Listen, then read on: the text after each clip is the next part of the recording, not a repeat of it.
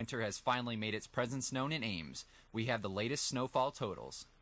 VEISHEA committee members are hard at work getting this year's VEISHEA ready. We check in on their work in progress. And we recap this week's basketball action at Hilton Coliseum, coming up on Newswatch 18. Studio B, this is Newswatch 18. Milwaukee.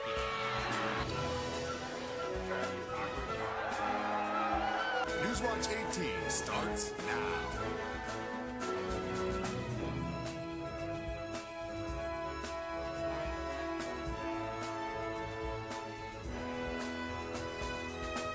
Good evening and welcome to the February 23rd edition of Newswatch 18. I'm Natalie Froisted. And I'm Christy York.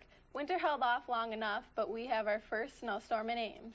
And we'd like to welcome ISUtv meteorologist Sam Schreier to give us the latest about the snowstorm. Sam? Thanks, Natalie. Here's the latest from the weather desk. We've had about, I just refreshed the page about 15 minutes ago. It was from 0.5 inches. Now we have about 2 inches in Ames, on about 15 to 20 minutes. So a lot of snow starting to pile up out there. We still have a winter storm warning in effect that we should expire about midnight tonight. So stay tuned for that and more. Stay tuned for that and more. This is going to be later on in the weather forecast. With VEISHEA 2012 fast approaching, ISU TV's Andrew Schneider joins us in studio to tell us a little more about this year's event. The 90th anniversary since the first VEISHEA. I had the opportunity to sit down with executive committee members. Its name is synonymous with Iowa State University. The first of its kind started 90 years ago. It's time once again for VEISHEA. But right now is when, all the nuts and bolts, go together. Like I say, you have the frame, we've got the frame, we know the event's going to happen, but then you got to make it happen. Now that it's less than 2 months away, the amount of work for this year's committees is ramping up. It flips in the spring. As soon as even February and March hits, it's VEISHEA's the forefront, and these other things, all right, I'll try to find time for that too. And with new President Stephen Leith, there's extra pressure on this year's staff. Well, I think this year, especially with the introduction of a new president, it's been a lot of pressure to make sure that he realizes how important VEISHEA is to the student population, to the Iowa State community and the Ames community, and to us. But ultimately, it comes down to students. But having the students involved in deciding what events we're going to do and what's the menu going to be like, all within reason of price and access and feasibility and things like that. But the fact that it's students making the decisions really helps hopefully understand what other students want. Both co-chairs agree. Watching the organization evolve is their favorite part of planning. I think just probably the neatest thing for me has been seeing VEISHEA evolve and seeing it adapt.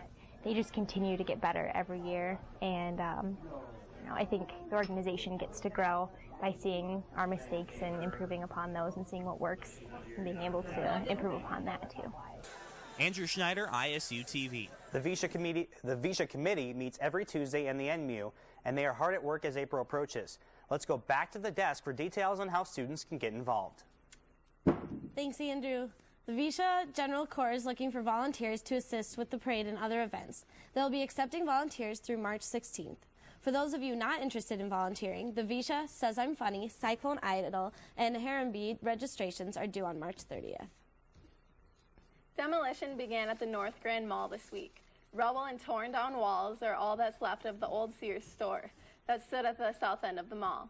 The Ames City Council approved the plans for demolition in January. GK Development reported that one business is set to move in once construction is complete. TJ Maxx announced in December plans to open a store in Ames, but did not confirm that it will be at the North Grand Mall. Demolition is expected to continue until the end of March. The current mall will remain open during the demolition.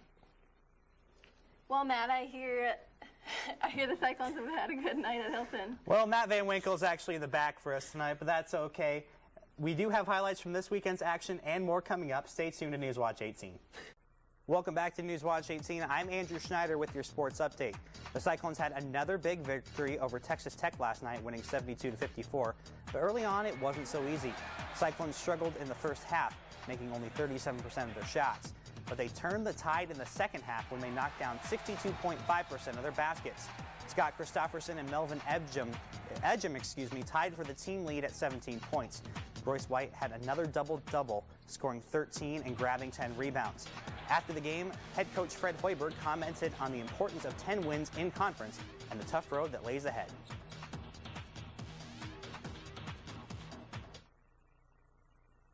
Well, you know, again, we've got a lot of work to do. There's a lot of work in front of us. You know, I agree with those guys that the 10 conference wins are very important. You know, and also where we are in the standings. You know, but we've got some work ahead of us. We've got 3 very difficult games coming up to finish off conference. So that's my focus right now, is to try to get ready for a Kansas State team that's playing as well as anybody in the league right now. The Cyclones are on their way to Kansas State on February 25th. The Twister sisters took on Missouri Tuesday night and pulled out the much-needed win in overtime, 66-59. Iowa State now stands at 17-9 overall and above 500 in the Big 12 for the first time this season. It was a gutsy win for the Cyclones as Iowa State shot 29% from the floor and they trailed 31-23 at halftime. Chelsea Poppins had her 13th double-double this season and the 21st of her career. Poppins set an ISU record with 24 free throw attempts while making a career-high 15 of the 24. Hallie Christopherson had the three-point shot that put Iowa State in the lead for good in overtime and added 13 points. Head coach Bill Fenley said after the game that he is impressed with his team's ability to win a tough game. I'm proud of our team. Like I said, I don't think you guys write your best story every day. I certainly don't coach the best every day. You find a way to, you know, there's some days at the office you just got to find a way to do it.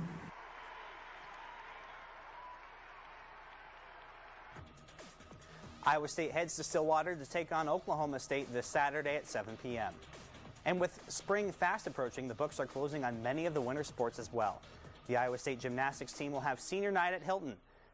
That's on Sunday. 3 seniors will perform for the last time at Hilton, including Shea Anderson, Michelle Browning, and Celine Paulus. The Cyclones stand at 4-5 and hope to move to 500. Iowa State will take on Minnesota.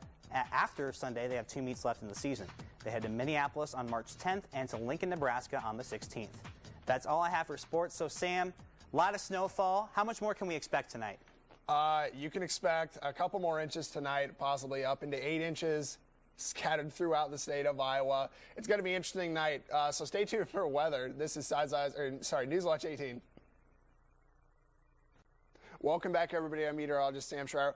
I want to jump right into the forecast because it's been so interesting. So if you've been watching the weather since about last night through today, you're probably pretty irritated with meteorologists like me. I'm not going to lie to you, I've been pretty irritated with the weather, too, because I've changed my forecast about 3 or 4 times just since about 3 o'clock. It's been that crazy out, and we're trying to get a hold of it right now. Midnight tonight, we're going to see 30 degrees. It's going to be snowing all through midnight. The winter storm warning, ends at midnight, which is good. 8 a.m. we'll be waking up to about 26 degrees. It will be below freezing.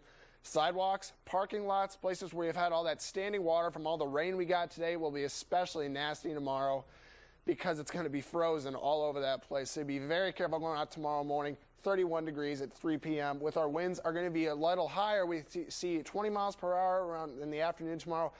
14 to 18 miles per hour through tonight into tomorrow morning. So we're going to have that snow completely blown across if you're on the road. It could be very nasty with visibilities dropping into the night. 31 degrees currently in Ames right now. Still snowing, steadily snowing. That's going to be till about midnight when it should start to taper off. And again, that's when that winter storm warning will cut out of there. Taking a look around, tonight's temperature, Storm Lake 29, Clunda 38. We've got 30s dropping into the state of Iowa, 31 in Ames, and that's kind of, this storm is pushing out over into the eastern part of Iowa, moving out. That's going to take a little more of a southeasterly track as we kind of head on into the night. With that kind of moving along. Tonight's forecast, snow decreasing through the night, 16 degrees tonight for your low. Tomorrow, we're going to be seeing snow again, not quite as cold, 32 degrees, with, again, those blowing winds continuing into the day. Taking a look at your extended forecast, Friday we have snow, 32 degrees. We're looking at a warmer weekend with Sunday hitting 45 degrees, but then snow returns to us into next week. That's all for weather. Back to the desk. Thanks, Sam. Many students have heard the classic tale of To Kill a Mockingbird. Alyssa Weiss, Jen Hakey, and Katie Longnecker got a first-hand look at how the ISU Theater Department is bringing it to life. ISU Theater Department is taking a timeless classic and making it their own. To Kill a Mockingbird will open this weekend at Fisher Theater here on campus.